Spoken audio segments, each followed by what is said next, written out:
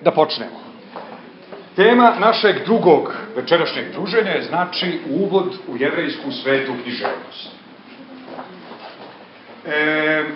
Znači, ono što se u hrišćanskoj kulturi popularno naziva Starim zavjetom, kod Jevreja nije stari jer nema novog. Znači, kad imate jednu crkvu u gradu, onda se ta crkva zove crkva. Kad napravite novu, onda se nova zove nova crkva, a stara se zove stara. I tek kad napravite treću, onda ih počnete razgovor po svecima ili po ne znam čemu. Pošto za Jevreje, znači, Biblija se sastoji od zavjeta. Jednog jedinog koji Jevreji prihvataju.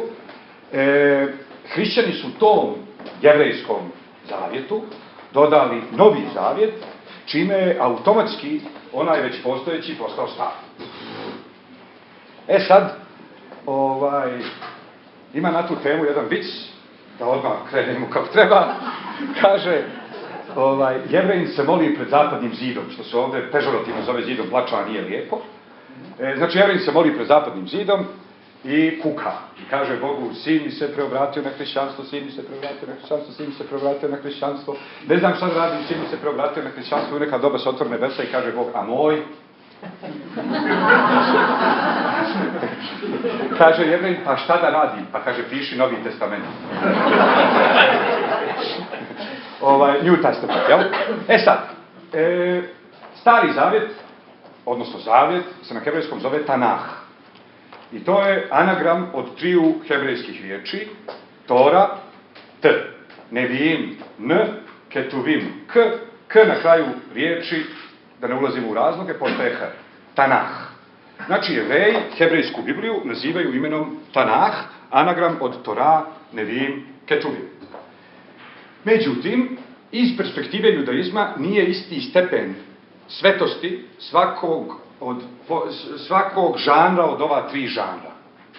Drugim riječima, smatra se u tradicionalnom judaizmu da je Mojsije samo naliv pero za pisanje Tore. Drugim riječima, Tore što se tiče, ili petoknjižja, to je dakle prvi dio Biblije, 5 knjiga Mojsijevih, smatra se da je i sadržaj i forma božanska.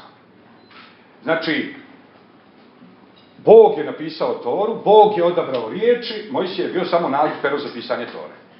S druge, međutim, strane, kad se dođe do Nevijim, do proroka, smatra se da je poruka božanska, znači sadržaj je božanski, a forma je ljudska. Drugim riječima, nije Bog proroku stavljao riječi u usta, nego je Bog proroku pokazao viziju, a prorok je na osnovu te vizije napisao priču. A kako će da glasi ta priča, to zavisi od toga da li prorok iz Đevđelije, jel, pa se napiše čom čem čem, tako da ili je prorok, ne znam, iz Ohrida, iz Struge, iz Prilepa, otkud znam. Znači, to zavisi od toga koji je materni on govorio kod kuće, koliko su bogate njegove asocijacije. Imate jedan fini moment, kaže, kod Isaije imate jako puno opisa vizija. I sad neko bi došao do zaključka da je to zapravo Isaijino preimućstvo. A rabini u Talmudu kažu, drugi proroci su se daleko manje uzbuđivali. Jer dolaze iz proročkih familija, pa im te vizije dođu kod tata, pa deda, pa ja. A kaže, Isaija je seljački prorok, pa sve što je vidio mu je bilo novo. I onda on to opisivo. Sad, u svakom slučaju, znači, jevrejska predstava je da je u prorocima poruka božanska, sadržaj je dakle božanski, a forma je ljudska. I onda dolazimo do Ketuvim, što su spisi. U spise recimo spadaju psalmi, ili priče Solomonove, ili istorijske knjige tipa knjige o Ezri, knjige o Nehemiji i tako dalje. Uzima se kao pozitivna pretpostavka da je i sadržaj i forma ljudska, s tim što je sadržaj indirektno božanski. Šta to znači? Kaže, nije Bog rekao Davidu, idi piši psalme. Niti je Bog napisao za Davida psalme. Ali nije ni David baš obični prodavač na čaršiji, nego je čovjek koji je vođen božanskim duhom. Pa je na osnovu Davidovog iskustva sa božanskim, ono što je David mogao da napiše u svom iskustvu sa božanskim, to je bogonadahnuto i relevantno. Iako mu Bog nije rekao i piši psalme. Znači, to su tri različita stepena svetosti i zato je u judaizmu vrlo bitno šta dolazi iz kog dijela Biblije, jer proroci su kao ustav, nevijim su kao amandmani, a recimo znači, istorijski spisi ili ketuvim su kao drugi zakonski akti, jel? Koji nisu na nivou ustava. I onda, naravno, kao što je bilo u staroj Jugoslaviji, federalni zakon potire republičke zakone, a republički zakoni ne potiru federalni zakon. A onda ako opština donese statut, taj statut mora da bude u skladu i sa republičkim zakonom i sa federalnim zakonom. Tako i ovde, ketuvim moraju da budu u skladu sa dva prethodna, bitnija zakonska stepena. Sad, Jevreji imaju svoj Novi Zavjet. Što znači Novi Zavjet? U vrijeme kad je nastajao Novi Zavjet u krilu hrišćanstva, u krilu jevrejstva je nastala prvo Mišna, potom Gemara kao komentar na Mišnu i potom Talmud kao knjiga koja objedinjuje Mišnu i Gemaru. Sad, obično na našim prostorima ljudi kažu i pokažu koliko ne znaju, kaže, ja sam to, kaže, sve čitao. Čitao sam i Bibliju i Toru, pa da čitao, valjda bi znao da je Tora dio Biblije. Ili kaže, pročitao sam ja to, kaže, sve i Toru, i Bibliju, i Kuran, i Talmud. Pročitali su Verberov prevod odabranih tekstova iz Talmuda, koji predstavlja 0,1% cjelokupnog teksta. Talmuda su dva. Jedan je jerusalimski, on je kraći, i evo ga ovde, vidite koliko je kratak, a drugi je vavilonski i on izgleda lako. Ovo je jedan Talmud. Iz tog razloga, zapravo u vrijeme, znači, kad nije svako, knjige su se prepisivale ručno. Sad, u prethodnom predavanju smo već rekli kako su Jevreji bili, posebno Sefardi, urbana populacija. Znači, stanuju isključivo u gradskim centrima. To je A. B, svaka vjera ima svojih preimućstava i svojih mana. Jedno od bitnih preimućstava jevrejstva je alfabetizam, da to nazovemo tako. Znači, vjerska je zapovijest da svaki muškarac mora da bude pismen. Ne možete biti Jevrejin ako ste nepismeni. Zašto? Zato što je jevrejsko bogosluženje nije sakramentalno bogosluženje. To nije bogosluženje sveštenika, u kome sveštenik govori određeni tekst, a narod mu odgovara sa amin, amin, amin, Gospodi pomiluj, Gospodi pomiluj, Gospodi pomiluj. Nego je laičko bogosluženje. Sad, da objasnim. Znači, u vrijeme dok je postojao Jerusalimski hram, Jevreji su prenosili žrtve. I tad žrtva je bila sakralni moment, sakramentalni moment, ne može svako da prinosi žrtvu. I žrtve su prinosili koanim. Znači, ljudi koji se danas prezivaju Koen, Kohen, Kojen, Kagan, Kaganović i tako dalje, oni vode porijeklo od nekadašnjih sveštenika Jerusalimskog hrama. Sad, onog momenta kad je hram prestao da postoji, žrtve su zamijenjene tekstovima. A tekst može da prinese svako. Za molitvu vam ne treba rabin. Rabin ne predvodi molitvu. Molitvu predvodi hazan. Zašto hazan? Hazan, ili ovdje se popularno kaže kantor. Zašto hazan ili kantor ako može svak? Zato što je on imao školovan glas, zato što je najbolje znao da izgovara hebrejska slova, ali u principu molitvu može da vodi svak i ono što on govori i na što mu, znači ovako, od 100% teksta molitve, 80 svi čitaju jedno te isto, i on i oni. A 20 preostalih posto je on čita 15%, oni mu odgovaraju 5%. Ok? Sad, budući da su se s vremenom molitve gomilale, što je opet, postoje razlozi zašto ljudi iz generacije u generaciju se vole sve duže i duže, a drže sve manje i manje drugih stvari. U svakom slučaju molitve su poprilično dugačke, tako da Jevreji imaju knjigu koja se zove Molitvenik, to je knjiga ovako debela i religiozni Jevrej svaki dan pročita cijelu knjigu. Jer je prve 2/3 knjige su jutarnja molitva, koja je najduža, a 3/3 knjige je 1/6 popodnevna molitva i 1/6 večernja molitva. To je knjiga. A za praznik imate ovoliku knjigu, jer su sve molitve još duže, i onda imate 3 hodočasna praznika koji imaju svoju knjigu.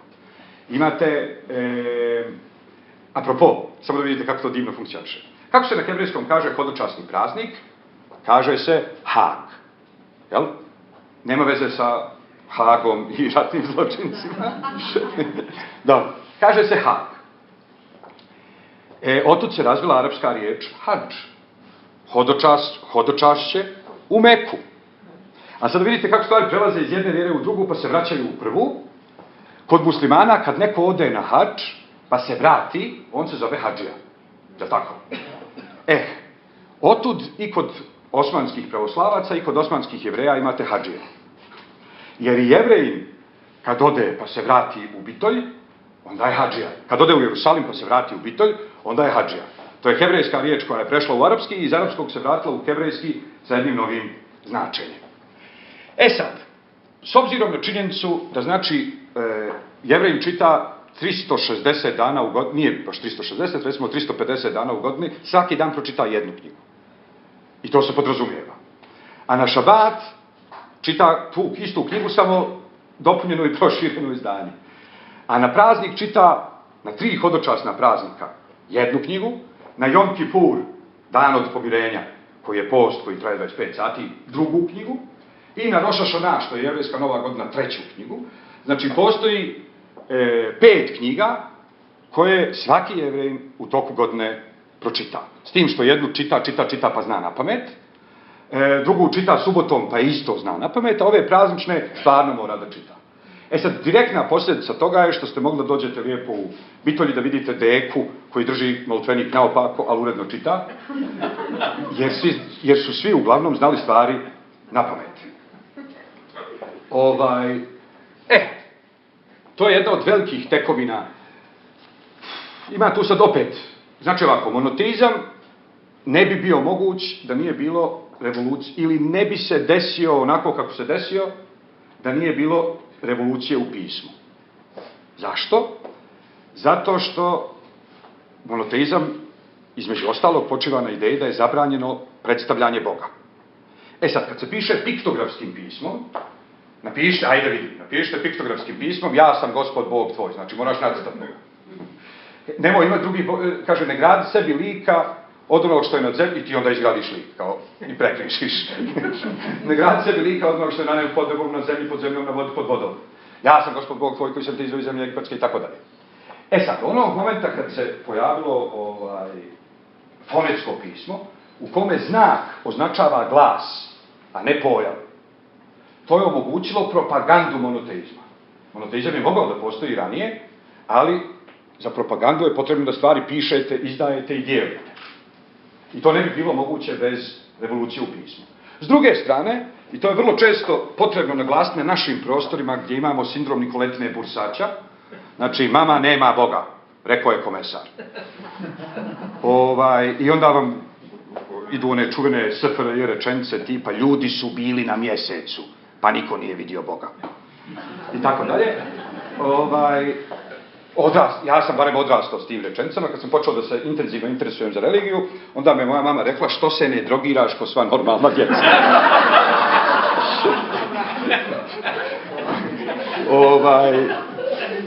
Ozbiljno, že? Jer ona je morala da se stidi među svojim prijateljicama, jer nisam normalan. Sad, u svakom slučaju, ono što se u SFRJ kulturnom prostoru zanemaruje, često, je činjenica da nauka, onakva kako je mi danas poznajemo, ne bi bila moguća bez monoteizma. Može se vama sviđati monoteizam, može vam se ne sviđati. Monoteizam, recimo, po definiciji nije tolerantan. Objasnit ću zašto mislim da je tako. Ali, nauka u kojoj ljudi, stari svijet, u kome ljudi smatraju da grmi zato što je prno Bog ne znam čega, a da sjeva zato što je Bog ne znam čega gađao ženu, i tako dalje, znači ne postoji uopšte sagledavanje svijeta kao ploda jedne svjesne volje u kojoj bi stvari bile međuovisne. Tek sa idejom da je jedan Bog stvorio sve i da sve što se dešava je direktna posljedica njegove volje. To znači da stvari imaju smisla i da su međusobno povezane. E sad, da li je nauka moguća u ateizmu? Jeste, to uopšte nije sporno. Ali u politeizmu nije nužno bila moguća. Jer su politeisti, umjesto onog što mi danas zovemo naukom, imali mit. Mitologija je bila njihova nauka. Njihov način da sebi objasne svijet u kom žive. Znači, vi vidite dva svjetila, jedno veće i jedno manje. Mi danas znamo da mjesec uopšte ne svijetli, da on zapravo odsjajuje svjetlo koje prima, da mjesec uopšte ne svijetli, da on samo reflektuje svjetlost koju prima od sunca i tako dalje. Ali šta su mislili ljudi u starom vijeku? Da ima Bog svjetla koji ima dva oka, koji se posvađao s Bogom mraka, onda mu je Bog mraka zabio koplje u jedno oko i to je mjesec. Drugo oko koje mu je ostalo zdravo je sunce, a ovo koje slabije svijetli i tako dalje. Stvari su funkcionisale tako. Sve se posmatralo izdvojeno. Monoteizam je napravio revoluciju. Međutim, s druge strane, monoteizam je napravio i jednu devoluciju, da to tako nazovem, čije posljedice mi svi do dana današnjeg osjetimo, a to je kad se potuku Srbin ateista pravoslavne provinjencije, musliman ateista islamske provinjencije i Hrvat katolik, ateista Hrvat katolik katoličke provinjencije. Znači, monoteizam je stvorio identitete koji su netolerantni. Zašto? Ako živite na Bliskom istoku onog vremena, pred monoteističku revoluciju, vi ste Asirac, kaže, znate, mi vjerujemo u 12 bogova. Kaže, a ja sam Babilonjanin, mi vjerujemo u 16. Odnosno, kaže, 12 i 16, 26, ja kažem u 14, 26 i 14, 40. Bilo je slobodno tržište bogova. Svako je mogao da vjeruje u 16 svojih i 2-3 druga koja je upoznao turistički. Jer vi bogove koristite funkcionalno. I ako se neki bog pokaže kao dobar u nečemu, onda ga vi koristite. Bogovi su zapravo samo kao sulunari moći. I onda se pojavi monoteizam i kaže, vi imate 16, vi 12, vi 14, to je sve laž, ima jedan i to je moj. I mi do dana današnjeg jedemo tu supu koju je zakuo monoteizam, uključujući i njene pozitivne aspekte i njene negativne aspekte. Druga tekovina, bitna tekovina judaizma, i vrlo često ljudi to nisu u stanju da procijene. I zato ja to naglašavam. Zagarantovani vikend. Jedna od najvećih tekovina judaizma. Šta to znači? Nema veze da li ste rob, ili ste poljodjelac, ili ste car, ili ste prvosveštenik. Subota, totalna obustava rada. Znači, i niko ne može da radi. I niko nikom ne može da zapovijedi da radi. Druga stvar, 2 kolektivna godišnja odmora s jednakim rasporedom svakih 6 mjeseci. Znači, imate proljetne praznike, kad svi imaju 7-dnevnu obustavu rada. Imate jesenje praznike, kad svi imaju 8-dnevnu, de facto 15-dnevnu, jer ima i Roš hašana i Jom Kipur i poslije toga 8 dana subota, manje više imate 15-dnevnu obustavu rada. 15 plus 7, ispadne da ste imali 21 dan godišnjeg odmora zagarantovan, plus vikend. To je tekovina monoteizma. Sad, da vidite kako su stvari na Balkanu interesantne, mnogo prije 8. marta, na istom tom Osmanskom Balkanu, koji mi danas doživljavamo kao zadnju rupu u svemiru, su žene imale 18 8. martova godišnje. Ali kako jedno tradicionalno društvo postigne tu vrstu unutrašnje harmonije? Postoji koncept koji se zove Roš Hodeš. Roš Hodeš je prvi dan mladog mjeseca. Sefardska alaha je jevrejsko vjersko pravo. Sefardska alaha kaže ovako: na mladi mjesec mogu da se obavljaju samo jedino i isključivo oni poslovi, odgađanje kojih je bremenito financijskim gubitkom. Znači, ako ja imam radnju, i ako je ne otvorim na mladi mjesec i ne prodam stvari, imaću financijski gubitak. To je onda neodložni posao koji mora da se obavi. Što znači da su muškarci otvarali radnje na mlađak, na mladi mjesec. A mlađaka je u godini 18. Kako? Jedan mlađak ima 1 dan, sljedeći mlađak ima 2 dana. Pa 1 pa 2, 1 pa 2, i znači ispadne 12 po 1 dan plus 6 koji imaju drugi dan, 18 dana. Pošto su ženski poslovi, poslovi koji nisu vezani sa financijskim gubitkom. Govorim u tradicionalnom društvu, ne govorim o našem savremenom društvu. U tradicionalnom društvu nisam ispeglala danas, ispeglat ću sutra, nisam ništa izgubila. Nisam skuvala danas, skuvat ću sutra. Nisam napravila bestilj danas, napravit ću sutra. Nisam napravila ajvar. Nisam napravila ajvar danas, napravit ću sutra. Zbog toga je ženama bilo zabranjeno da zabranjeno. Kamo lijepe sreće da mi neko zabrani da radim 365 dana. Ženama je znači bilo zabranjeno da rade 18 dana u godini i to su bili ženski praznici. I tad su žene pretrčavale iz jedne avlije u drugu i tako dalje. Sad, kad smo već kod žena, moram i to da spomenem, žene se obično nisu pretjerano petljale u judaizam. Pošto su one imale svoju narodnu žensku religiju i muška i ženska religija su se s vremena na vrijeme sretale, ali u principu u tradicionalnoj zajednici imate jednu lijepu poslovicu iz Bitolja koja kaže, kako ono bi, kaže bindičuki auzo il maridu al čarši il uspižu sal drubi. Blagosloven onaj koji je tako organizovao svijet da je muž u čarši, a djeca u školi. I onda je žena carca u kući. Sad, za jednu ženu je bilo daleko bitnije, ja sad govorim iz perspektive tradicionalne zajednice, za jednu ženu je bilo daleko bitnije kojoj je svekrva, nego kojoj je muž. Zašto? Poslovica, opet bitoljska, kaže mužer kazade di noći ala manjane. Žena udata od uveče do ujutru. Šta znači žena udata od uveče do ujutru? Jer ona muža vidi po noći kad sve mačke crne. Jer on ujutru kako progleda izađe u čaršiju. U 1 sat mu donesu od kuće ručak. I on nastavi da radi u čaršiji. I on dođe uveče kući,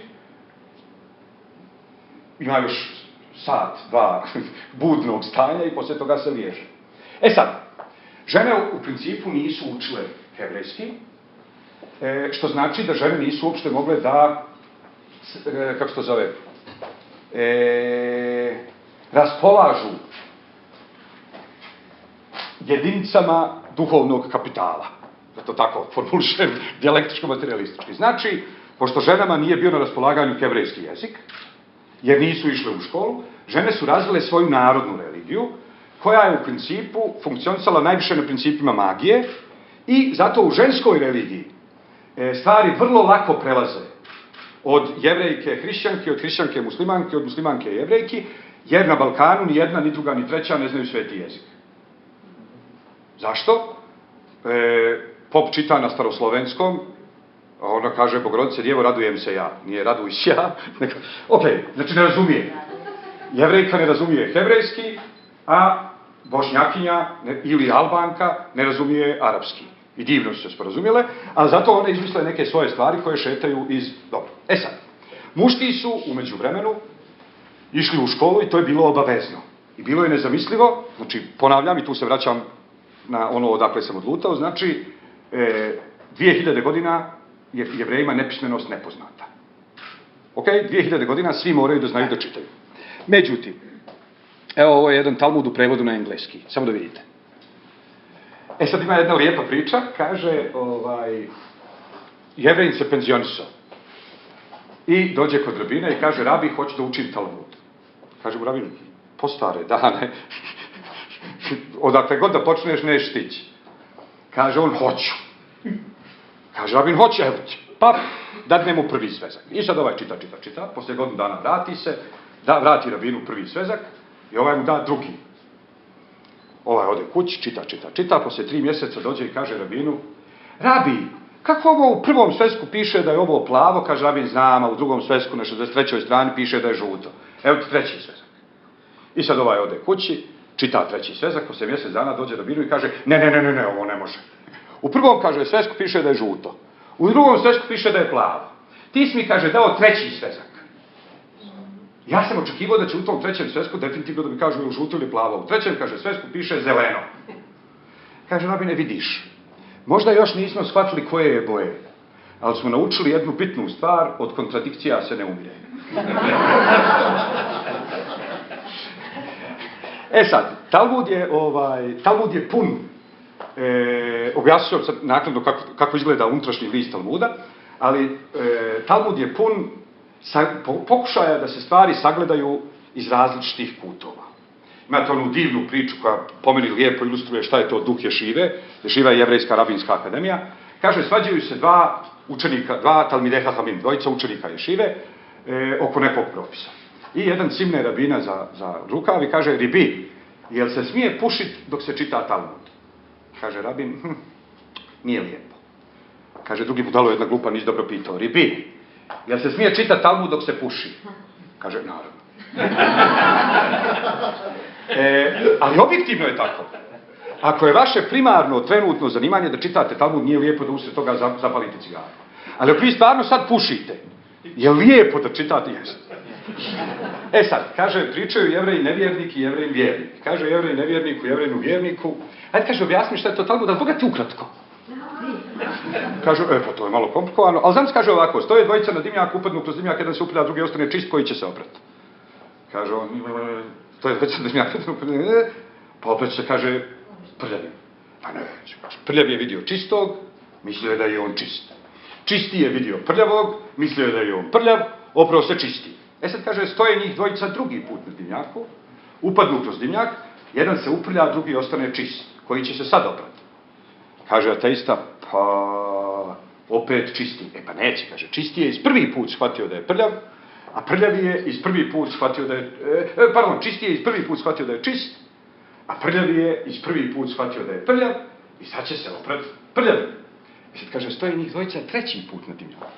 Upadnu kroz dimnjak, jedan se uprlja, drugi ostane čist. Koji će se sad oprati? Kaže ateista, ne znam, sad će se valjda stalno prati prljavi. Kaže vjernik, a gdje si ti vidio da dvojica upadnu kroz dimnjak?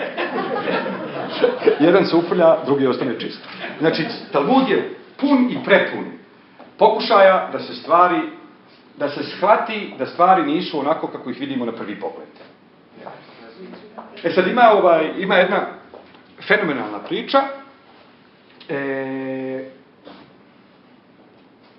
Svađaju se rabini u Talmudu oko toga da li je peć. Inače, kako su, u stvari, počet ću od treće stvari. Neki dan mi jedan student kaže, kao hebrejski jezik je siromašan, kao njemački je bogat. Ja kažem, šta je njemački bogat? Imaju 68 imena za 68 šrafcigera. Ali kad hoćeš nešto što je za Jevreje bitno da kažeš na njemačkom, onda treba 68 riječi. Evo rekao, kako se kaže na njemačkom pauza na glavi? Kaže on, kako se kaže šta na njemačkom? Rekao, pauza na glavi. Kaže on, šta ti je pauza na glavi? To je hebrejski termin, psik reše, glavopauza. To je de facto, nisu 3 riječi, pauza na glavi. Glavopauza. Kaže, šta je? Pita me student, šta je glavopauza? Ja mu kažem, gledaj. Vršenje radnje koja ima kao direktnu posljedicu postizanje zabranjenog cilja, unatoč činjenici da vam taj cilj ne treba, je na šabat zabranjena. Ali se to na hebrejskom zove glavopauza. Zašto glavopauza? Kaže, zato što je čovjek zaklo pijetla na šabat. Onda je došao rabin i rekao, ne može se klat pijetao na šabat. On je rekao, nisam ja zaklo pijetla da zakoljem pijetla, nego da se djeca malo igraju glavom. A onda mu je rabin rekao, ne možeš ti zaklat pijetla da se djeca malo igraju glavom, zato što pijeta od toga umire, a nanošenje smrtne povrede je zabranjeno na šabat. Sad, imate fajdali glavopauzu i nefajdali glavopauzu. Znači, pauzu na glavi od koje imate koristi i pauzu na glavi od koje nemate koristi. To je jedna distinkcija koja naravno na njemačkom ne postoji. Šta je glavopauza od koje imate koristi ili glavopauza od koje nemate? Recimo, primjer radi. Uzmimo da je zabranjeno paljenje svjetla na šabat. Sad, kaže, ja otvaram frižider. Automatski se pali lampica. To je pauza na glavi. E sad, pošto je meni, imam fajde od toga što se upalila lampa u frižderu, to je onda zabranjeno. Ali ako ja kažem idem plažom u Ulcinju, pjeskovitom, i pravim bazene, koje talasi pune vodom, koji meni ni za šta ne trebaju, to je ne fajdali. Fajdesiz, što bi se rekao na turskom, to je fajdesiz, pauza na glavi i ona je dozvoljena. E sad, ono što ja hoću da kažem je da su Jevreji imaju jednu obsesiju, jednu kompulsivnu neurozu koja se zove šabat. I sve se u jevrejstvu vrti oko tog šabata i uopšte već su davno rabini formulisali da je više subota držala Jevreje nego što su Jevreji držali subotu. Jer onog momenta kad Jevreji prestanu da drže subotu, vrlo brzo se asimiluju i nestanu. Sve dok Jevreji drže subotu, oni su Jevreji, oni mogu da je drže na razne načine, oni mogu da se ni oko čega ne slože. Ono što ih čini Jevrejima je zajednička kompulsivna neuroza koja se zove subota, oko koje se ni oko čega ne moramo složiti, osim oko toga da je to zajednička kompulsivna neuroza. E sad, pošto rabini na takav način formulišu stvari, imate raspravu u Talmudu, da li je peć zid ili je peć šerpa. Šta to znači? Da li je, kaže, peć dio kućnog zida i kao takva može da se onečisti i potom očisti na određeni način, ili je peć kao šerpa, kao kašika. Izdvojeni, nije dio kuće, nego izdvojeni predmet koji se onda opet obeščišćava ili čisti na određeni način. I sad svađaju se, tu scenu moram da vam ispričam, kaže, jedan rabin navede dokaz, drugi navede protiv dokaz. Protiv dokaz. Kaže rabin, kad mu je već ponestalo pravnih dokaza, kaže, ako je alaha, kao što sam ja rekao, znači ako je jevrejsko pravo, kao što sam ja rekao, nek sad, kaže, zidovi učilišta padnu. Zidovi učilišta krenu da padaju, naravno krov je ostao na svom mjestu, zidovi učilišta krenu da padaju, drugi rabin kaže, što se vi petljate? Zidovi stanu pod uglom od 45 stepeni, da ne bi uvrijedili prvog rabina koji bi rekao da padnu i da ne bi uvrijedili drugog rabina koji bi rekao da se ne petljaju. Sad, oni stoje, to je potpuno postmodernistička stvar, napisana u 4. vijeku nove ere. Potpuno postmodernistička stvar jer je krov stoji. A oni su sad u rasklopljenom učilištu i rabin kaže, ako je alaha, kao što sam ja rekao, neka sad sunce stane. Jer sad konačno vide sunce, pošto je rasklopljeno učilište. Sunce stane, kaže drugi rabin, sunce nije dokaz u halaktičkoj raspravi. Kaže on, ako je alaha, kao što sam ja rekao, neka sad ovdje nikne šuma. Nikne šuma, drugi rabin kaže, šuma nije dokaz u halaktičkoj raspravi. Otvore se nebesa. I začuje se božanski glas koji kaže, alaha je, kao što je rekao Rabi Eliezer. A na to Rabi Jošua kaže, Tora nije na nebu. To je ideja, znači da je Bog kao zakonodavna skupština, on je donio zakon. Ali o zakonu sudi sud, a ne skupština. A presudu suda izvodi policija. Znači, nije da član skupštine možda ide i da šamara ljude ulicom i kaže to je skraćena procedura, što sad ja bez veze da donosim zakon, pa da ga sudija sudi, pa da ga policajac tuče. Idemo skraćeno. Ne može. Ti si donio zakon, a mi ga tumačimo. Ako si htio da ga tumačimo tako, treba se ga donije drugčije. Ok? E sad, imate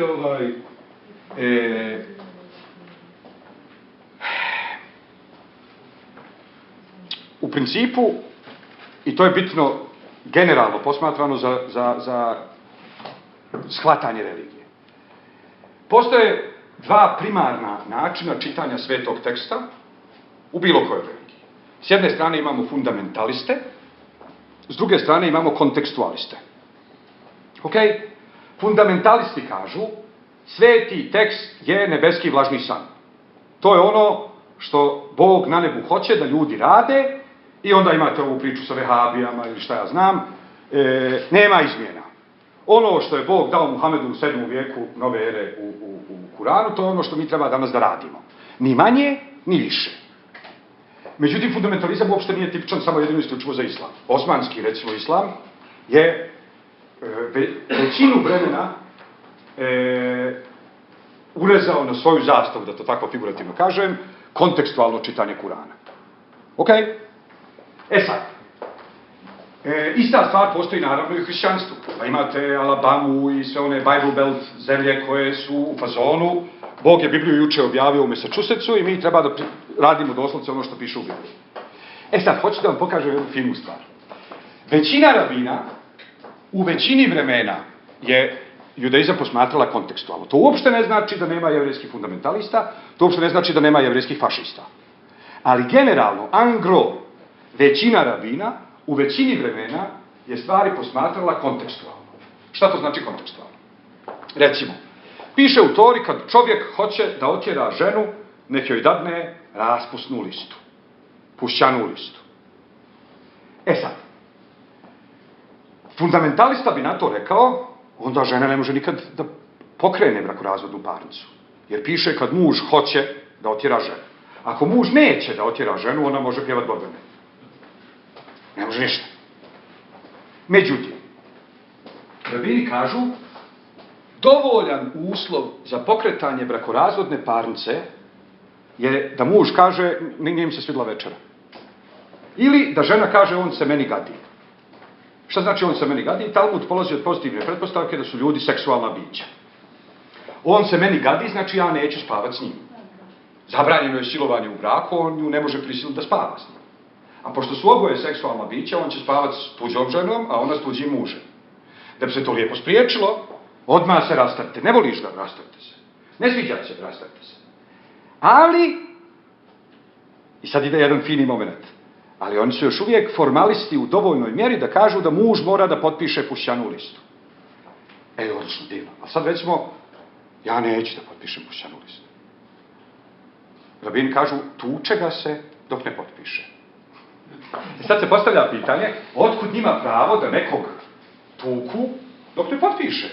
Kad u Tori lijepo piše, ako čovjek hoće da otjera ženu, a čovjek neće da otjera ženu, završena priča. Kažu oni, ne. Sad pazite, oni stvaraju, upravo zbog toga što imaju kontekstualno čitanje, oni stvaraju konstrukt i kažu ovako, šlošasima nimbe umazov, 3 su znaka na pripadnicima ove kulture. Rahmanimba i šanime gomre hasadim. Milosrdni, stidni i čine dobra djela. Kaže, mi ovog čovjeka znamo, mi znamo da je on odrastao u ovoj kulturi, mi znamo da je samim tim a priori on milosrdan, stidan i želi da čini dobra djela. A kaže, najbolji dokaz u prilog toj tvrdnji je da čim ga prebijemo, on potpiše. Što kaže, znači da je on oduvijek htio, nego njegov zli nagon ga u tome spriječava. Mi uopšte, kaže, ne tučemo njega. Mi tučemo njegov zao nagon izađe i on čovjek potpiše.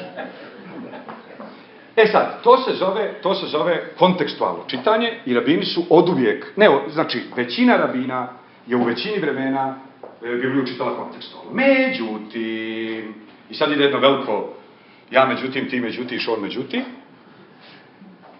vrvi danas internet, pretpostavljam da je u Makedoniji nije bitno drugačije, raznim citatima iz Talmuda koji pokazuju kako su Jevreji nehumani, kako Jevreji mrze nejevreje, kako Jevreji piju hrišćansku krv, kako i tako dalje. Sad, dobar dio tih tekstova su izmišljeni i ne postoje uopšte. Ali ima i tekako tekstova koji uopšte nisu izmišljeni. Oni postoje u Talmudu. Sad je samo pitanje da li vi želite da budete antisemit, i to vam je primarno opredjeljenje, i onda unaprijed znate da je to tekst koji je napravljen zato da ga ljudi rade, ili ćete biti normalno ljudsko biće koje kaže da provjerimo praksu. Da li Jevreji to rade u praksi? I onda vidite da Jevreji to ne rade u praksi. I onda dođete do jednog interesantnog zaključka. Zamislite sad recimo kad bi turski ambasador u Beogradu tužio Srbiju za genocid zbog pjesme Jevrosima majka kaže kraljeviću Marku da je dosadilo da pere krvave haljne i kaže ufat se oranja, a on kaže stane da šta radi? Ore careve drumove. Otud idu Turci, jančari, more Marko ne ori drumova, more Turci ne gaste oranja, more Marko ne ori drumova, more Turci ne gaste oranja, more Marko ne ori drumova, more Turci ne gaste oranja, razljuti se kraljeviću Marko, te on drže ralovi volove, te on pobiji Turke jančare i donese 3 tovara blaga. Super. Da li vi, kad smo sad uzeli vremeplov i otplovili u vremenu u Osmansko carstvo, da li bismo na svakom raskršću sretali jednog takvog Prilepljanina ili Srbijanca, koji uzme ralove volove jednom rukom i tako tuče. Ne. To se zove tekstoterapija. Znači, taj hrišćanin koji je tu pjesmu pjevao sa oduševljenjem, prethodno mu je Turčin spavao sa ženom, ili je peci, kako je ono bilo, peci pope cicvaru ili ne sjećam se više, znate sve te priče, naravno ne moram pričat. Ukratko, to se zove tekstoterapija. Kad dođete kući, uzmete gusle i uz gusle se nađe majke svojim neprijateljima, to ne znači da ste vi pobili 6 miliona ljudi. Jer da ste pobili 6 miliona ljudi, vi ne bi imali vremena da ih bijete uz gusle. Vi ih bijete uz gusle upravo zato što ste zajer stranka i onda ih bijete uz gusle. Sad, kako to izgleda u tom udu? I slobodno recite svima da to piše u tom udu i kome god nije jasno zašto piše, on je kreten. Znači ovako, propisi o čistoći i nečistoći su relevantni samo jedino i isključivo kad postoji Jerusalimski hram. Zato što je čovjek čist ili nečist u smislu, obredno čist ili obredno nečist u smislu može ući u hram, ne može ući u hram. Dođe stoka rimska, 69. 70. i sruši hram. Jevreji već nemaju hrama. I sad idu rasprava u Ješivi. Kaže jedan rabin, osoba koja se dotakne nejevrejna. Ne misli on nužno na predsjednika vlade Švedske koji je čovjek filosemita. Niti misli na predsjednika vlade Makedonije koji su izdvojili pare za muzej Holokausta. On misli na Rimljane. To je za njega nejevrejn u datom momentu. Cijela rasprava je tekstoterapija vezana za rušenje hrama. I sad jedan rabin kaže, osoba koja se dotakne nejevrejna je nečista. Kaže drugi rabin. Osoba koja se dotakne osobe koja se dotakla nejevrejna je nečista. To je veći kunst. Kaže treći, ne. Osoba koja se dotakne osobe, koja se dotakla stvari, koju je dotakla osoba, koja je dotakla nejevrejna, je nečista. Kaže treći rabin, osoba koja se dotakne stvari, koju je dotakla osoba koja je dotakla stvari, koju je dotakla osoba koja se dotakla nejevrejna je nečista. To se zove tekstoterapija. U datom momentu niko nije nečist, niko nije čist, hrama uopšte nema. Kad govore o nejevrejima, oni ne misle na Eskime, Šveđane, Francuze, Burgunde i Sueve. Oni misle na vrlo konkretne Rimljane s kojima se oni obračunavaju. Sad, zašto on napiše nejevrej? Iz istih razloga što su Grci, sve koji nisu Grci, zvali varvari. Znate što znači varvaros? Kaže oni koji govore var. Znači ovi koji ne znaju da govore. Kako, kaže u grčkoj istoriji, napadnu ih varvari sa sjevera. Znači neki vrlo konkretan narod. A oni se osvete na jugu. Ovi ih uopšte nije izginuli. Pa kakve veze ima ovi varvari. Znate sad, vas napadne Albanija, vi se osvetite Srbiji. Pa kažete ima veze, ni jedni ni drugi nismo Makedonci. Sad, u starom svijetu su se ljudi tako dijelili. Mi smo Grci, oni su... Šta znači u starom svijetu? Kako mi zovemo one koji znaju da govore? Sloveni. Pošto oni slove. I svi slovenski narodi slove, a prva sljedeća velika grupa naroda se zovu Mutavi. Nijemci. Oni su Nijemi. Zašto su Nijemi? Ne zovemo ih Germani, ne zovemo ih Alemani, ne zovemo ih vražja mater, zovemo ih Mutavi. Jer mi govorimo, a oni su Mutavi. Sad, to znači, ako je to tipično za Slovene i Nijemce, nije bitno sad će neko da izrovi i kaže nije etimologija ovakva ili onakva. Nije bitno. Ono što hoću da kažem je da u datom momentu se svijet dijeli na mi i oni. I oni su nama srušili hram i zato se mi na njima sad tekstarno izgledavamo. I ima takvih tekstova i kome god nisu jasni, nek uzme partizansku kinematografiju. Jer sad bi, znači, Njemačka trebala da tuži Batu Živojinovića za genocid nad Njemcima, jer je u partizanskim filmovima pobio preko 400 miliona Njemaca, nije ih toliko ni bilo. Sjećate se onih divnih scena kad Bato puca iz mitraljeza i onda baci mitraljez, prle mu baca drugi mitraljez, a Njemci još padaju. Jer im niko nije rekao da je on prestao pucati, oni umiru sami od sebe.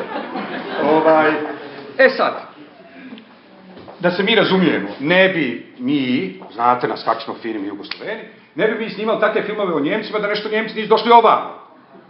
Pa pobili Jevreje u Bitolju, pa pobili ljude u Kragujevcu, pa im se mi u filmovima sjećamo majke. Ok?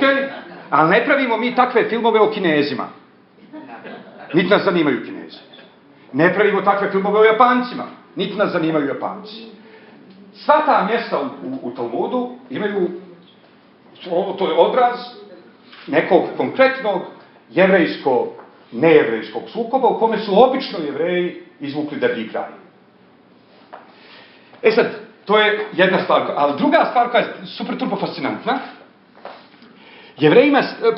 mnogim antisemitima strašno smetaju jevrejske predrasude iz Talmuda. A uopšte im ne smetaju jevrejske predrasude iz Biblije, koje su u međuvremenu usvojili kao svoje.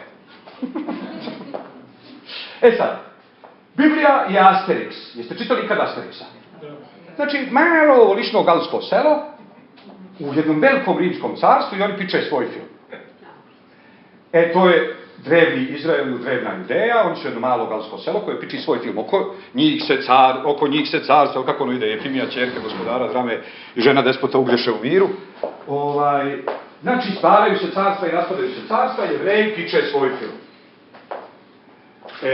Pazite sad ovu interesantnu pojavu. Direktni potomci faraona, egipatski hrišćani kopti. Odete danas i pitate kopta ko je good guy, ko je bad guy, faraon i Mojsije. Šta vam kaže potomak faraona? Mojsije. Odete potom u Irak i pitate sirijske hrišćane u Iraku ko je good guy, ko je bad guy, Daniel i Nabukodonosor. I oni vam automatski kažu Daniel. Nabukodonosor je Zift. Šanse da jedna mala grupa, bez ikakvih sredstava prisile, samo dovoljno puta ponovi svoju verziju istorije dok to ne postane zvanična verzija istorije, šanse da se to desi su ravne nuli. Razmišljamo mi uopšte o tome da su, to je Asterix.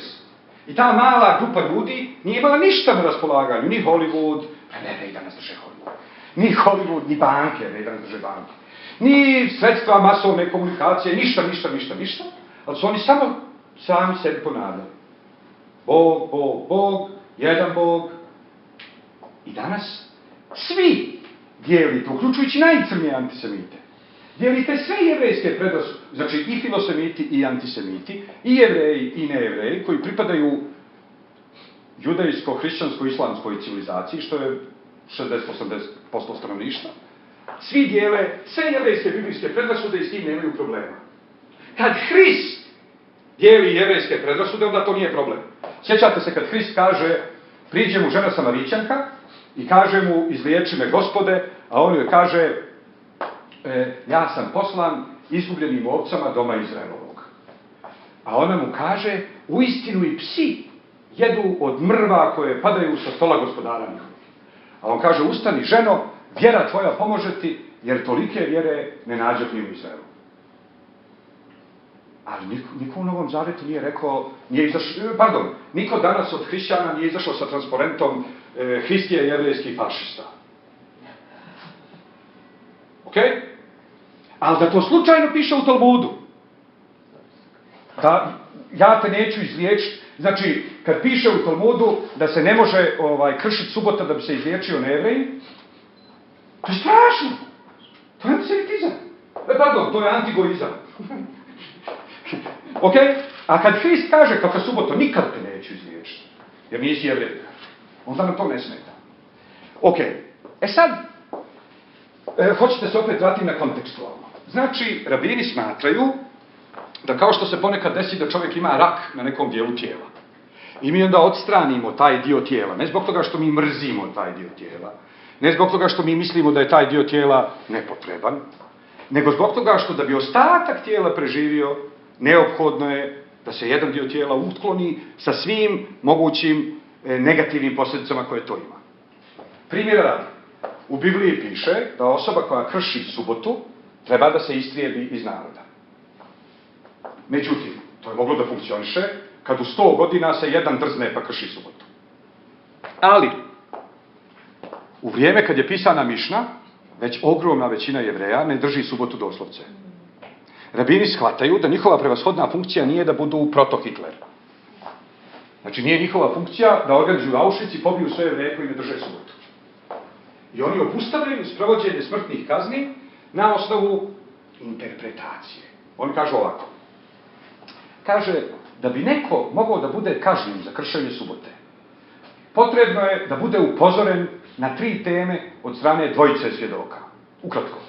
Vi stojite, znači, na sred platoa pred zapadnim zidom, na šabat i pušite.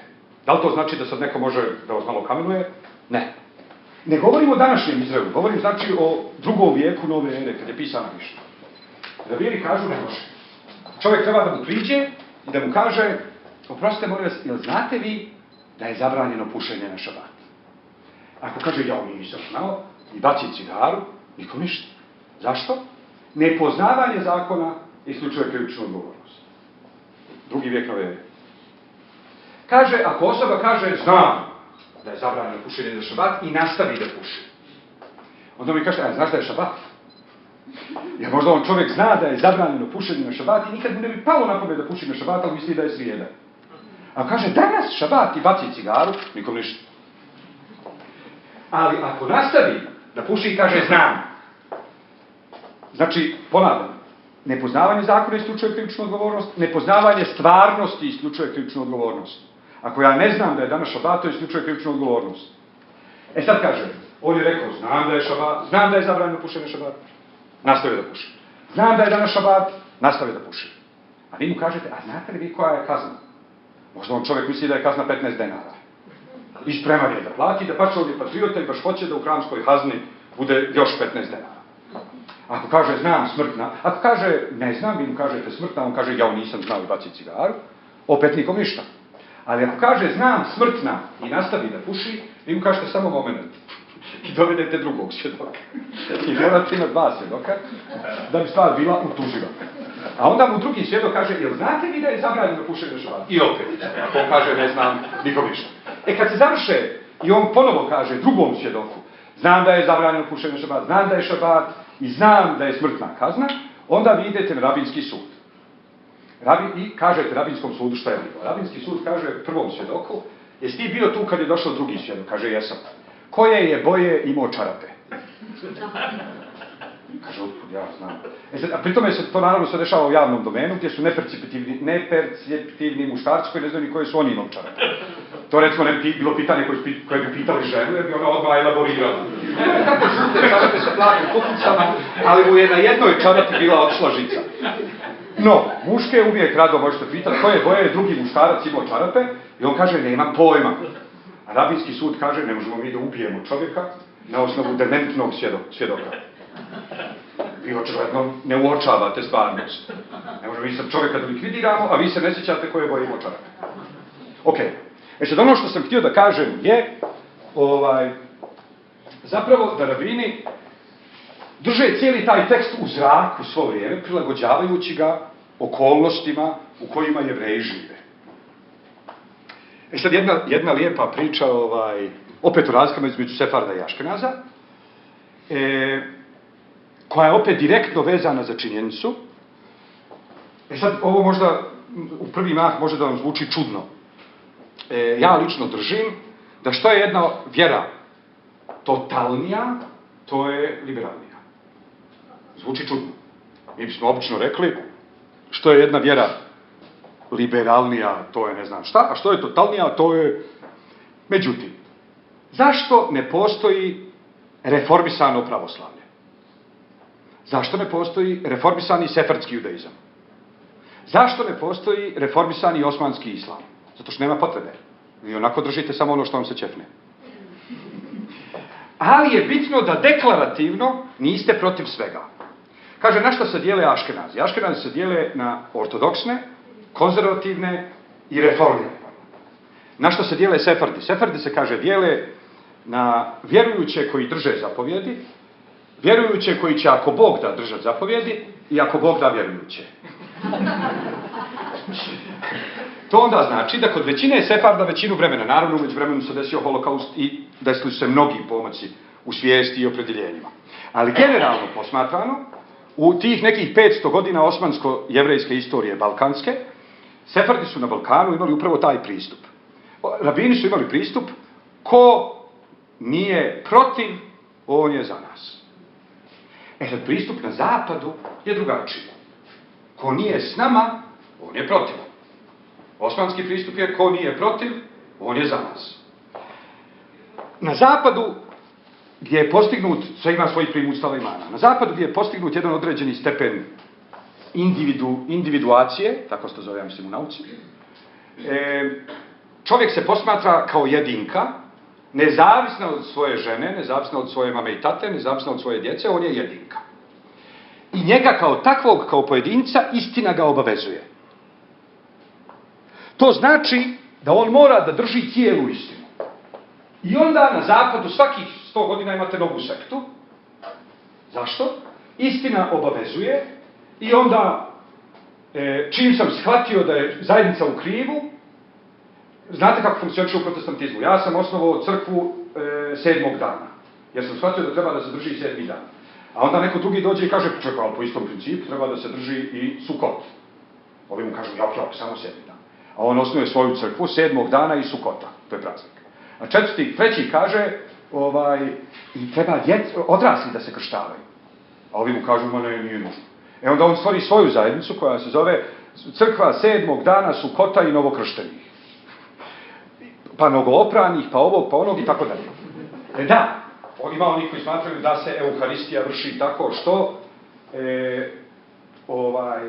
vođe crkve moraju svim prisutnim prije što se pričeste da operu noge. I oni se zovu crkva novoopranih i nije. Sad, pošto na zapadu istina obavezuje, ja kao pojedinac onda, ili kažem to nije istina, pa ne moram da držim, ili kažem to jeste istina, pa moram da držim, ili kažem to je djelimična istina i napravim reformu. Pa onda to može da zvuči ili vraćam se u prošlost, kao razbacao sam taloge koji su umeđu vremenu nakupili, ili da kažem ovo je bila ljudska primjesa u Božjoj objavi. Mi ne odbacujemo Božju objavu, samo ljudsku primjesu u Božjoj objavi. To je sve na zapadu. Na istoku nema nikakve potrebe ni za čim od svega toga. I sad ću vam navedem par primjera koji pokazuju opet koliko su na Balkanu svi isti. Znači, moj dobar prijatelj, otac Drago Paripović u Sarajevu, srpski pop, došao je na parohiju. Mlad pop, tek izašao se u Sloveniji. Kaže on, mlad pop, što piše u knjigama. Ja, dolazim, Vaskrs, ljudi se pričešćuju, prije toga je bio post od 40 dana. Došla, gospođa da se pričesti, ja, gospođa, jeste se pripremili, ne jesam. Ja, jeste postili? Ne, oče Drago, pa bar ste vi mlad čovjek. I sad on ne zna šta da radi. Ulazi kod Prote Slobodana Radovića. I kaže mu, oče Prote, evo ima jedna gospođa, hoće da se pričesti, a nije postila. Kaže mu Prota, koliko ona ima godina? Pa kaže, 80-ak. Samo ti, nju pričesti, to što je ona zgriješila s 80 godina, mičem ja na svoju dušu. Druga stvar, imam ja komšiju, hadžiju, muslimana, pešvaktiler se to zove, znači klanja 5 vakata dnevno. Ustaje u 6 da klanja u podne, klanja ikindiju, klanja akšam, klanja jaciju. Svih 5 molitava klanja. Ali između akšama i jacije voli popit.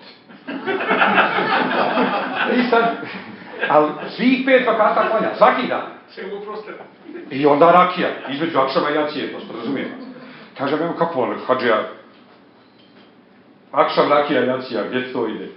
Kaže on, slušaj, kad je Fatih Sultan Mehmed Bosnu fethu činio, drugim rečima kad je osvojio Bosnu, kad je Fatih Sultan Mehmed Bosnu fethu činio, on je, nas pozvao u islam.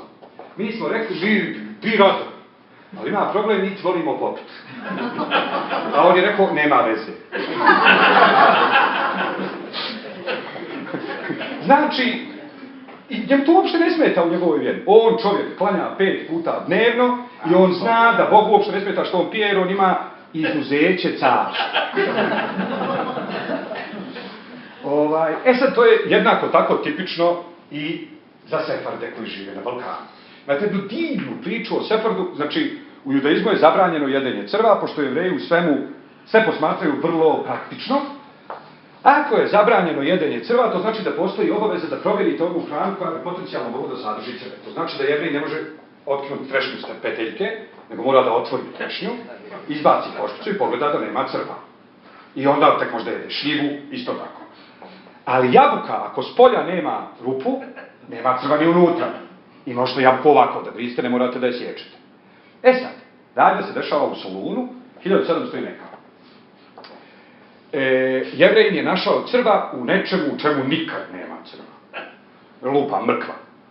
Ne mogu se sjetiti tačno šta je. I sad dođe on kod rabina u Solunu. Solun je veliki jevrejski grad, važan jevrejski grad. I tamo sjede najveći rabini poslije Jerusalima.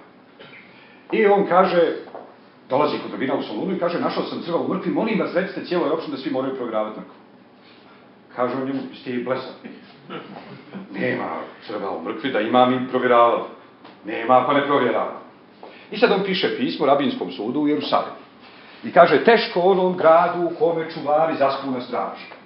Jer solunski rabini umjesto da podignu zastavu Tore i podignu zidine oko Tore, oni se, kaže, ponašaju kao da je Božja razgolna ostala pusta i kao da u Izraelu nema Tore i kao da nas Bog ne gleda s neba. I sad je kiti.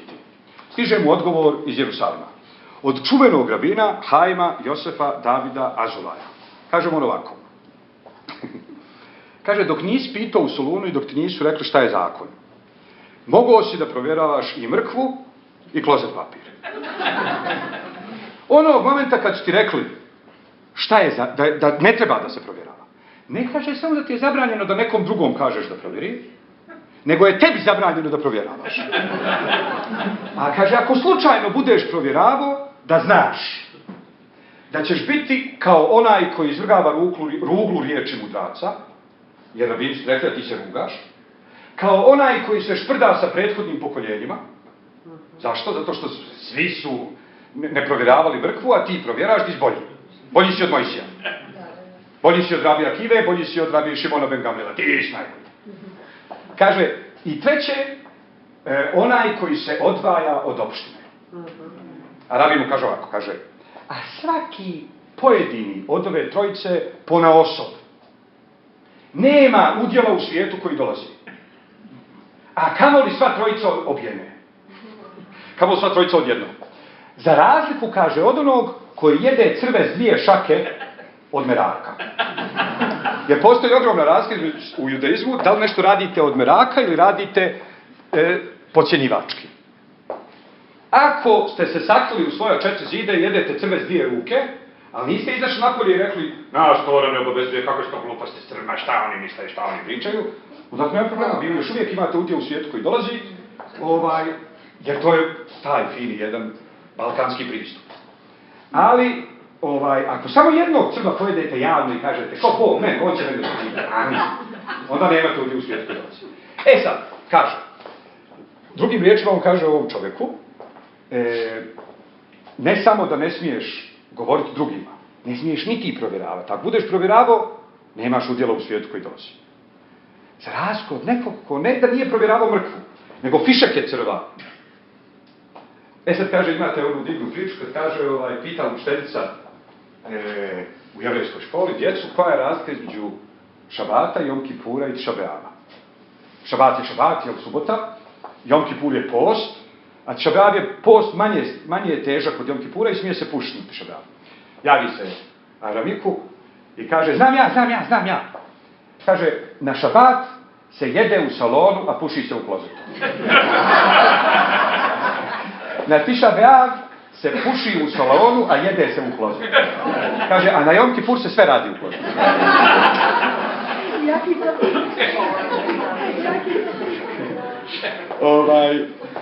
Sad, otprilike, ono što je fascinantno, međutim, žene se, znači, nisu pretjerano bavile Talmudom. Osim dok nije zapelo.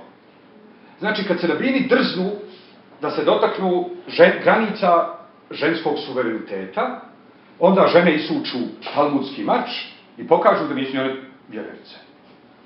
Kako to izgleda? Kaže, pošto su sefartkinje žene strašno volile da kartaju na Hola Moed. Znači, kompletan Pesah, osim prvog zadnjeg dana, provedu kartajući. I Sukot, imate 8 dana praznika, 1. i 8. su kao šabat, a preostalih 6 se karta. I sad rabini u Sarajevu propišu i kažu ovako. Ni u jednoj jedinoj jevrejskoj kući da se ne igraju karte na svete dane polupraznika, Pesaha i Sukota. I žene odmah odu i iznajme muslimanske i hrišćanske avlije.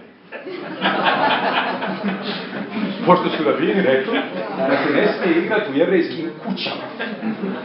Nisu ništa rekli čak i o jevrejskim baštama, a kamoli o hrišćanskim i o muslimanskim baštama. I onda rabini dignu ruke. Sad vidite, ima jedna interesantna stvar koja opet ukazuje na to šta je kojoj zajednici bilo bitno. I sad vi možete da tražite po internetu, recimo, doprinosi različitih zajednica korpusu jevrejskog prava. Pa su jedni razmišljali na temu, ne znam, kloniranja, drugi su razmišljali na temu vanmaterične oplodnje, treći su... Šta mislite šta je Sarajevo ponudilo kao svoj inovativni doprinos razvoju jevrejskog prava? Patent kako pušiti na šabat.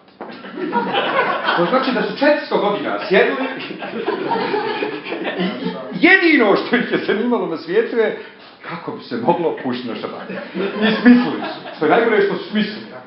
Ja danas u Izraelu ima ih ljudi koji mi kao ljube mi ruke. Jer sam bi konačno donio sarajevsko rješenje za koje nisu znali. Teški tutunđije i teško im je držati šabat. Sve mogu. Mogu i da ne putuju, mogu da ne rade, nije teško. Ali da ne puše, malo teže. Šta je smislio sarajevski rabin? Kaže, uzmeš šišu, flašu, prije šabata. I nargila. I kaže, vučeš dim, ali ne u pluća, nego u flašu. I tako, vučeš dok se flaša ne napuni dima. I onda je začepiš s oba dvije strane, imaš flašu dima. A gdje ima dima, nema i vatre. A pošto je zabranjena vatra, nije uopšte zabranjeno dimovanje, onda je cijela stvar rješena. I sad ja samo zamislim zajednicu kojoj to otprilike znači da je njima bilo jako dobro.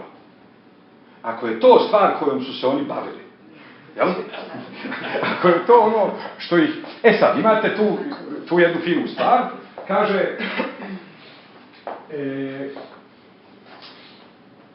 kad krenete, sad tu ima kako jevrejskog fašizma, vrlo često ćete čuti ili vidjeti recimo na internetu da Jevreji stave listu koliko je dobitnika Nobelove nagrade u fizici Jevreja. Stvarno, kad pogledate listu, 20, 30, 50 imena, pa sad ako je hemija 60, ako je biologija 380, ali u svakom slučaju izgleda malo disproporcionalno. Sad prvo i osnovno imam jedno obavještenje za vas. Niko iz Bitolja nije dobio Nobelovu nagradu. Drugo, niko iz Skoplja nije dobio Nobelovu nagradu ni za šta. Treće, niko iz Sarajeva nije dobio Nobelovu nagradu ni za šta. I četvrto, niko iz Beograda nije dobio Nobelovu nagradu ni za šta. Jedini Sefard koji je ikad dobio Nobelovu nagradu je Elias Kaneti, koji je iz Ruščuka preselio u Beč. I onda je u Beču dobio Nobelovu nagradu jer se lakto, jer se guro, jer se ne znam šta. A ovi ovde su mislili kako bi pušali na šabat. I imali su svojih problema. Sad, ima to sve svojih... U čemu je sad stvar? Ljudi vam onda pokažu i kažu kako je jevrejski udio u broju Nobelovih nagrada disproporcionalno, nije uopšte. Da se mi razumijemo, Nobelovu nagradu u Njemačkoj nije dobio... Koliko je protestanata sa sela dobilo Nobelovu nagradu? 0. Odlično. Koliko je katolika sa sela dobilo Nobelovu nagradu? 0. Znači, svi seljaci zdravo. Hajmo sad ovako. Njemačka znači ima 80 milijuna, lupam, ja sada, to je balkanska matematika, mi to svi radimo stalno na salvetama, crtamo granice, selimo narode, bar dola vamo, tamo. Ajde, 80 miliona Njemačka ima stanovnika, od toga je 8 miliona u gradovima, znači 74 miliona su irelevantni. Jel? Hajmo sad da vidimo koliki je procenat Jevreja u gradovima, koliki je procenat katolika u gradovima, koliki je procenat protestanata u gradovima i onda koliki je procenat jednih, drugih i trećih među Nobelovim nagradama. I onda stvarno dođete do toga da Jevreja ima malo više nego protestanata i katolika, ali ne puno više.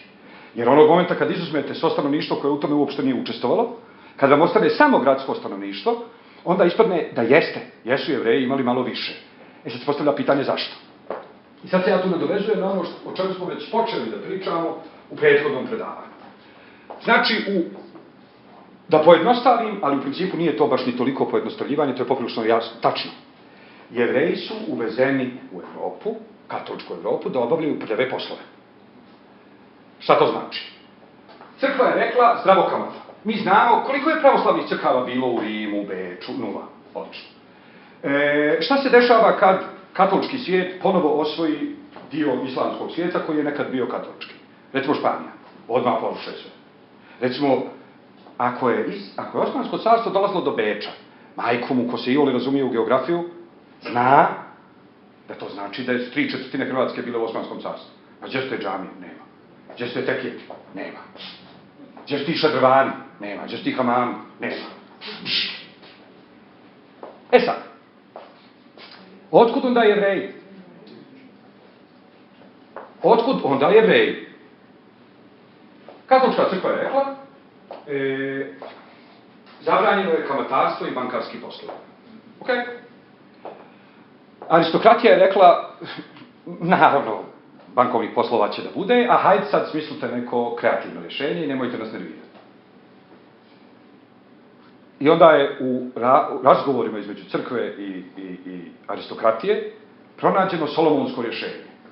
Dozvolit ćemo Jevrejima, ali Jevreji su ko... Znate kako snaha zamišlja svekrvu? Krene na posao i spusti roletnu koja se zove svekrva. I onda je svekrva tu kuva, posprema, didi, i kad se vrati kući, povuče, a svekrva se zarola dobro. Tako su katolici zamišljali Jevreje. Znači, vi ćete po danu da radite sve to prljavo što treba da se odradi, a čim zađe sunce, mi ćemo da vas prpljamo svi u geto i zaključavamo s obje strane. Pa poslije previše umrite. Sad, znači, crkva je dozvolila carevima i kraljevima, i zato su Jevreji carski i kraljevski posjed. Crkva je dozvolila carevima i kraljevima da uvoze Jevreje pod uslovima totalnog socijalnog ograničenja. Znači, Jevreji moraju da budu odjeveni tako da se spriječi svaki potencijalni socijalni kontakt između Jevreja i nejevreja koji nije neophodan. Jevreji su nosili praporce. U izvjesnim vijekovima i u izvjesnim zemljama su morali da nose praporce na rubovima svojih odijela, kako bi se hrišćani mogli na vrijeme skloniti jer Jevreji raznose kup. Ok? Sad, znači, Jevreje se obilježi, Jevrejima je crkva zabranila posjedovanje zemlje, Jevrejima su mnoga slobodna udruženja zbog kompeticije zabranila učešće u slobodnim zanimanju. Znači, lupam, udruženje advokata ili udruženje inženjera, modernim jezikom rečeno, ali znači slobodni esnafi. Izglasaju na skupštini da je Jevrejima zabranjen pristup. Sad, tako se u aškenaskom jevrejstvu razvila jedna posebna institucija koja se zove Aškenaska ješiva. Ješiva je rabinsko učilište. S tim što kod Sefarda u rabinsko učilište idu samo budući rabini. A to znači ovako. Rabinska djeca, rabinski zetovi, rabinski unuci i još 3-4 wunderkinda. Svi ostali rabini. A ako je neko wunderkind, otac mu je bio limar, pa su rabini stavili na njega oko, onda će i njemu dati stipendiju i učit će u ješivi. Aškenaska ješiva, međutim, ne funkcioniše na tom principu. Zašto? Zato što samo, u zavisnosti od vijeka do vijeka, od mjesta do mjesta, između 10 i 40% stanovništva učestvuje u ekonomskom životu zemlje. Ostali su, nemaju pristupa ničemu. Sad, Aškenazi su znači imali mogućnost ili da se isele nigdje, znači kolektivno samoubistvo, ili da se isele u Tursku, što im nije padalo na pamet jer su dijelili su predrasude, koje su prema Osmanskom carstvu imali njihovi sugrađani, Česi, Poljaci, Ukrajinci, mislili su da je to Tursko carstvo, da jedu ljude na ražnju. Sad, Aškenazi razvijaju instituciju ješive u kojoj de facto svi koji ne rade sjede i uče. Sad vi kažete, pa nisam ja kao bogataš blesav, ama jesi bolan blesav, zato što od tih koji uče u ješivi, 4 su tvoji sinovi. Jer samo 2 tvoja sina te nasljeđuju u bankarskim poslovima. A 18 su sinovi tvoje braće. A 5 su tvoji zetovi. I znači, de facto, svaki bogataš, ulažući u opštinu, izdržava de facto, isti je ovjer u svakoj porodici, on izdržava 60% svoje porodice koja ne radi. Da bi se, znači, spriječilo to da nezaposleni muškarci se ubijaju u depresiji, stvorena je priča po kojoj svi su podjednako važni. Vi radite za sviju, a vi učite za sviju. Kad vi ne biste učili, ovi ne bi imali biričetan rad. Kao direktna posljedica tog načina života, Aškenazi su bili prinuđeni da razviju strategije preživljavanja. Imate onu čuvenu priču kad kaže dolazi neko, znači čim se pronađe mrtvo hrišćansko dijete, iste sekunde pola Jevreja u gradu bude pobijeno, jer naravno Jevreji su ga ubili da bi koristili njegovu krv za macici. Imate čuvenu aškenasku priču, kad čovjek dolazi u sinagogu i kaže Jevreji, nađeno je mrtvo dijete. I svi ljudi sad histerično počnu da se mole, da se nekako izbjegne gnjev razularenih masa i u to ulazi drugi čovjek i viče Dragička, Dragička, Dragička, dijete je naše.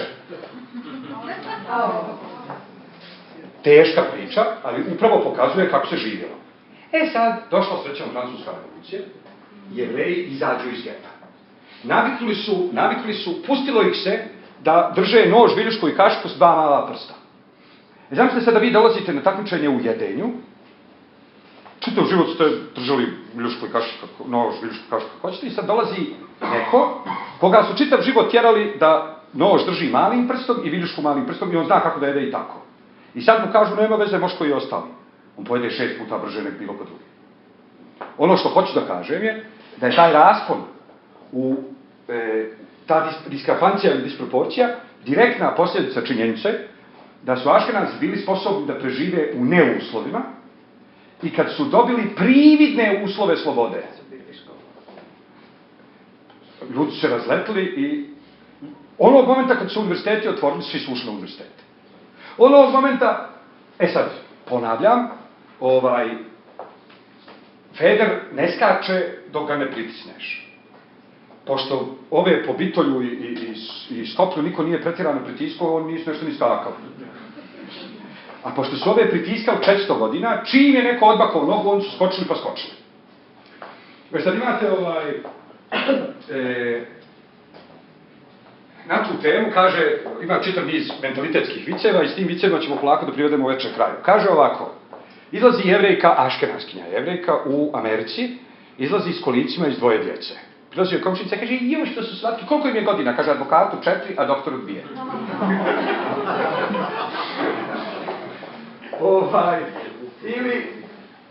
Zašto? Zato što je to tako.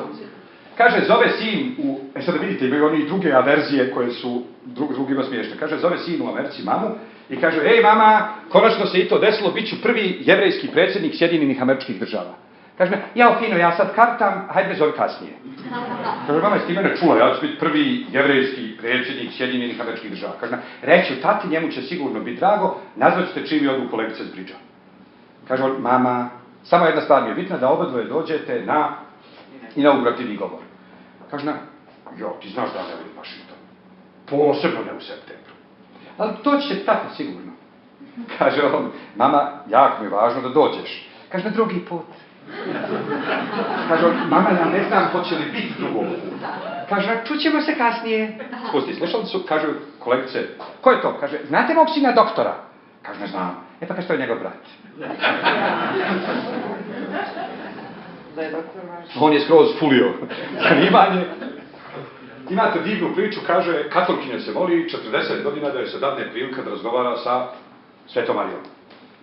Poslije 40 godina Bog zove Svetu Mariju na mobilni i kaže, molim te, 5 minuta, samo da mi nam je skin s vrata, ona šalje toliko spam molitava da su cijela nebesa zakrčena. I sad Marija silazi i kaže ženi, dobar dan, čula sam da hoćete razgovarati sa mnom. Kaže, jao, pa Sveta Marijo, kaže, znam, samo, ajmo brzo. Kaže žena, uvijek sam htjela da vas pitam, kakav je to osjećaj dati život spasitelju svijeta? Marija se zamisli i kaže, pravo da vam kažem, ja sam uvijek htjela ćerku.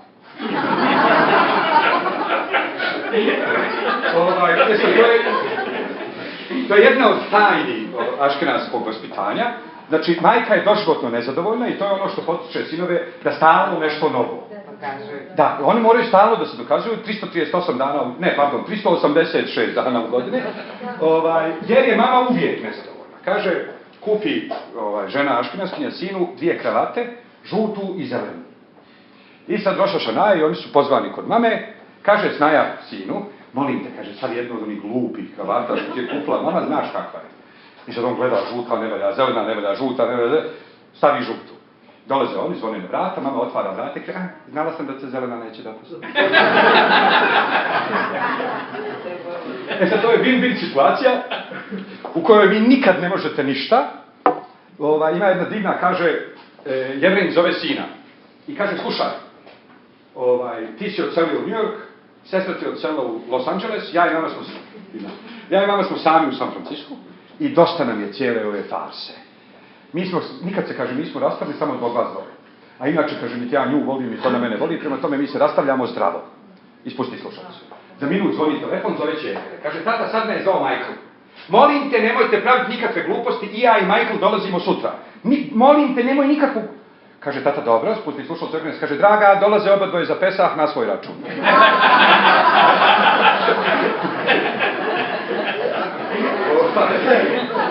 To se, naravno, zove emocionalna manipulacija i tako dalje, ali cijeli taj sistem funkcioniše na kompleksu krivice. Znači, Woody Allen je, recimo, jedan jako dobar primjer unutrašnjeg načina na koji unutra funkcioniše aškenazska kultura. Sad, imate s druge strane, da ne bude da smo pričali samo o Sefardima i Aškenazima, hoću i njih da se dotaknem. Imate, recimo, orijentalne jevreje. Sirijski, recimo, jevreji su imali daleko veću konkurenciju u trgovini nego sefardski jevreji. Zašto? Zato što se ovdje trgovinom bavili, znači Turci su se bavili ratom, pravoslavci su se bavili zemljoradnjom, a trgovinom su se bavili Grci, Armeni i Jevreji. Međutim, u Siriji su se trgovinom bavili i Grci, i Jevreji, i Jermeni, i sirijski hrišćani, i tako dalje, i tako dalje. Bilo je duga tradicija trgovine. Tako da su se sirijski jevreji isprofilisali kao posebno sposobni u trgovini. Imate dva divna sirijska vica, kaže jedan vic, sirijski jevrej dolazi u Izrael, biva regrutovan u izraelsku armiju, s obzirom na činjenicu da mu je arapski maternji, oni ga stave u jedinicu koja je dužna za izraelsku propagandu u arapskim zemljama. I sad, kaže, dovode ih na granicu i daju im, neposredno pred egipatske izbore, daju im po 1500 sionističkih plakata. I kažu im, rasturite ove plakate i nađemo se ovdje za 2 sata. Dobro. Sad prošlo je sat i 55 minuta i svi su već tu, samo sirijski jevreji nije. 2 sata i 5 minuta, ali su već u fazonu da zovu helikoptere, da ga evakuišu i u to on dolazi i on kažu, dobro si ti plesat, kažem, što je mislite da je lako prodati 1500 sionističkih plakata?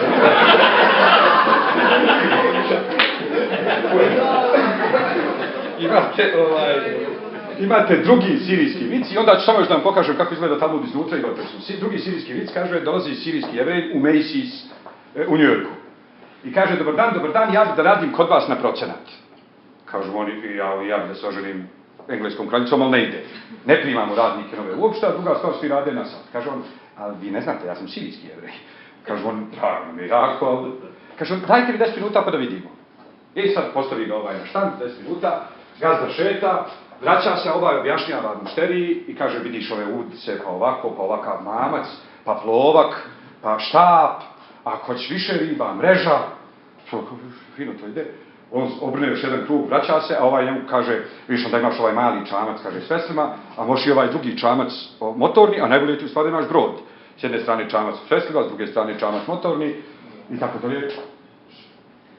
Ovaj potpiše ček na $300,000, kupi brod sa 2 čamca, motorom, veslima, mrežama, udicama, svim. I izlazi i kaže šef sirijskom jevreju, sve smo, kaže, to prodao od one jedne udice.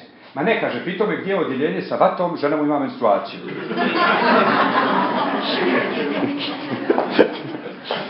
Sad,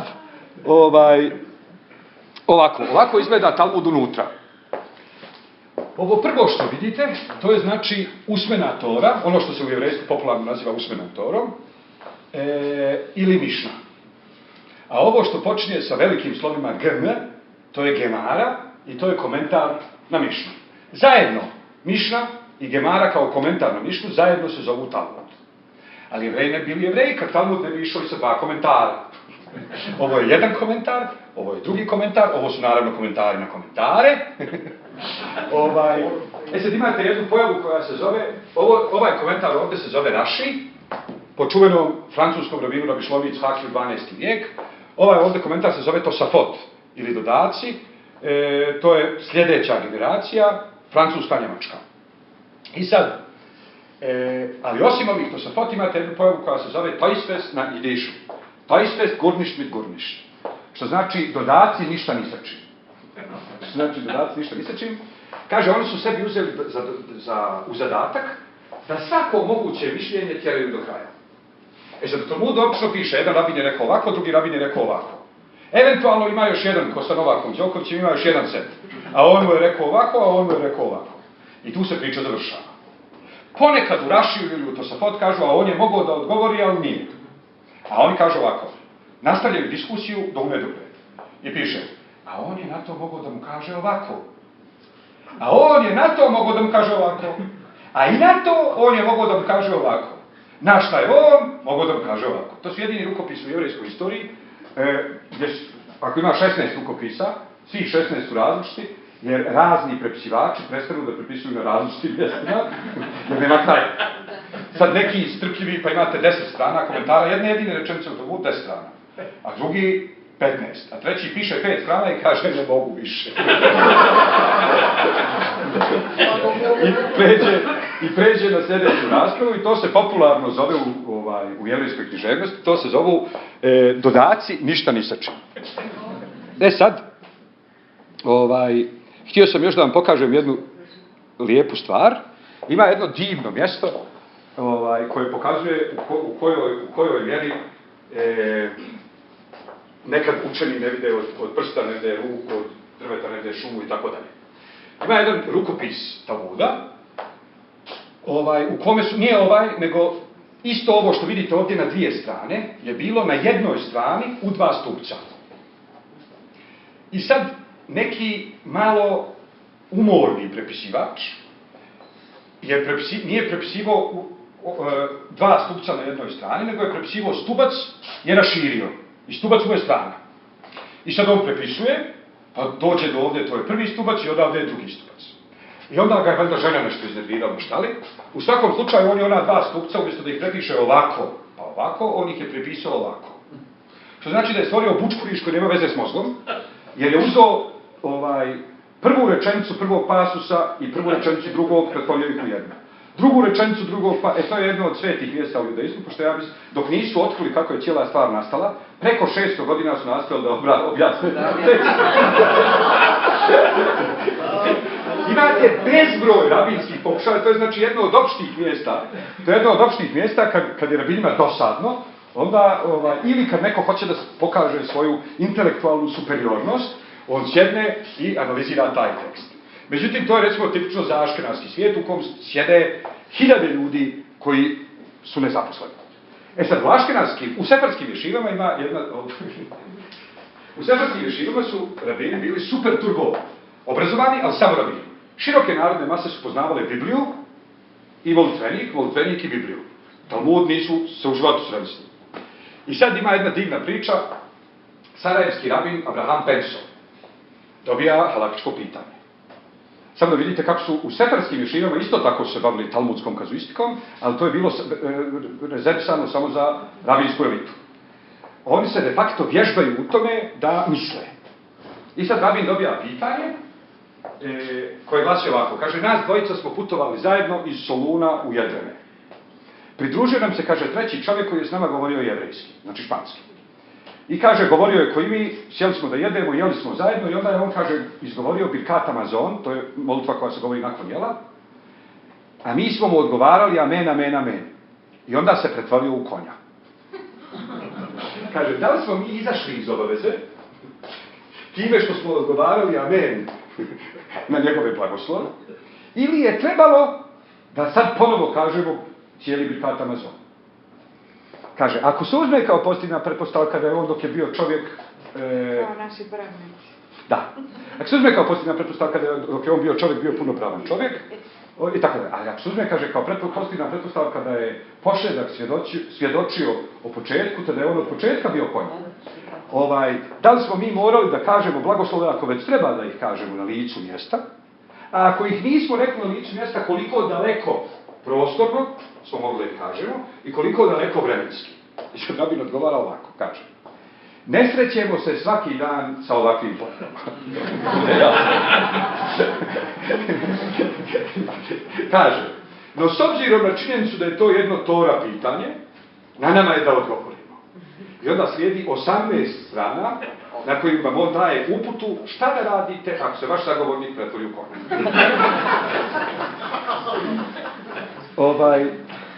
Sad ima sarajevski rabin Pardo, koji je bio učitelj tog istog rabina Pensa.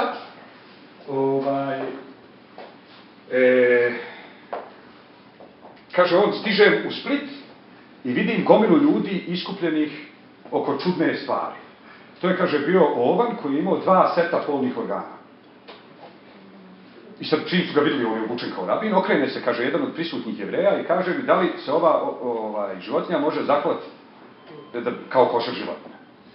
A ja, kaže, bivši da sam patio od morske bolesti, jer sam tek pristigao iz Venecije. I nisam, tek si išao od broda. I nisam, kaže, imao svojih knjiga pri sebi, odgovorio sam mu na brzake. I slijede 34 strane o tome. Šta radite kad se pred vama pojavi ovan sa 2 polna organa? Sad, još samo jedan blagi osvrt na muško-ženske odnose. I razlike između osmanskog i evropskog, odnosno zapadnoevropskog. Neki čovjek je toplo preporučio tu knjigu, neki Gurdjijev, nije onaj poznati Gurdjijev, nego neki Gurdjijev je napisao knjigu koja se zove Voices of Yugoslav Jewry. Znači, glasovi jugoslovenskog jevrejstva. Toplo preporučujem knjigu na engleskom. I sad on je čovjek pravio intervjue po jevrejskim opštinama u bivšoj Jugoslaviji. I sad intervjuiše on svekrvu Sefardkinju i snahu Aškenaskinju. Snaha je pritome udata za sina preko 40 godina. I žive pod istim krovom i sad svekrva kaže, znate, kaže, ja sam sa Dorćola, Sefardkinja, jel? I kaže, kod nas je bio običaj poslije prve bračne noći da se objesi čaršaf. Sad, snaha koja je vojvođanka, kauntka, kaže, ja, to je toliko poraženo. To je podcjenjivajuće. Kaže, to je podcjenjivajuće, ja sam bila nevina.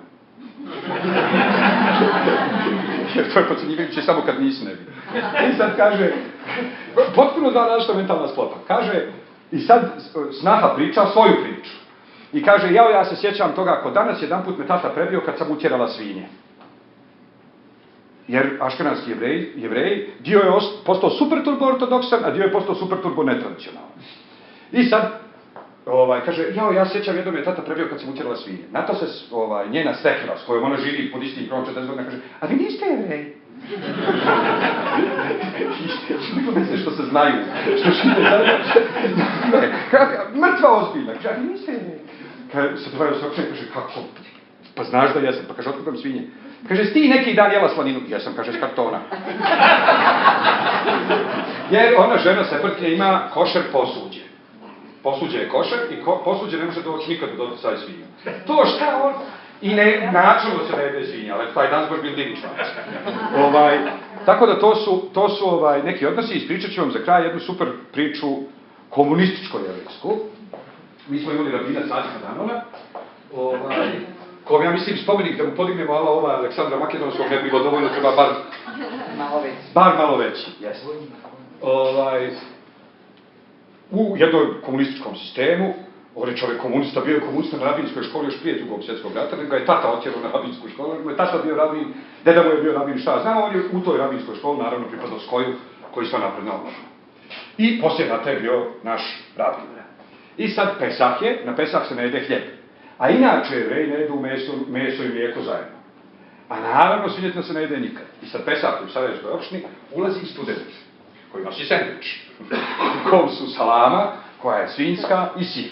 Znači imamo sve što nam treba, i hljeb, i meso i mliječno pomiješano, i kurban s govornom mamom. I sad parac je i svi gledaju šta će da kaže rabin komunista. Ako ne kaže ništa, nije rabin. Ako kaže nešto, nije komunista. I sad svi jedva čekaju, to je Bosna, znaš, svi jedva čekaju da vide šta će Sadik da kaže, jer šta god da kaže, ne valja. Kaže Sadik, dođi malo. Sad ono me prilučio. Kaže mu Sadik, slušaj, ti si večeras napravio nešto što se brate ne radi. Kod nas je, kaže, običaj da se vrata ostave očkrinuta ako dođe Ilija Prorok.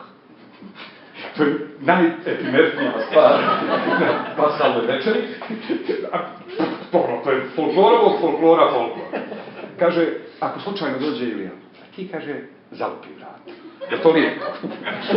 I ovaj ode, baci sandvič, vrati se, stavi kipa i tako dalje. I sad, dobro, da je bilo za Pesak. Jom Kipur drži cadik Derašava hranu.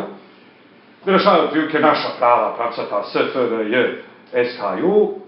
Kaže, Amos je prvi zahtijevao fabrike radnicima zemlje, Amos prorok iz Biblije, zemlja onima koji obrađuju tako divno, jer ono kao Amerika i Engleska bit će zemlja proletarska, ali sve je moral, etika, moral, divno, krasno. I završio, kaže meni, jel ti dopalo predavanje? Jeste.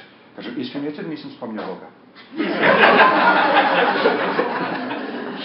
I sad još vrhunaca, da vidite da sve to skupa ima i nastavak i tu završavam. Jedan naš zajednički drug, Paja Al-Bahari.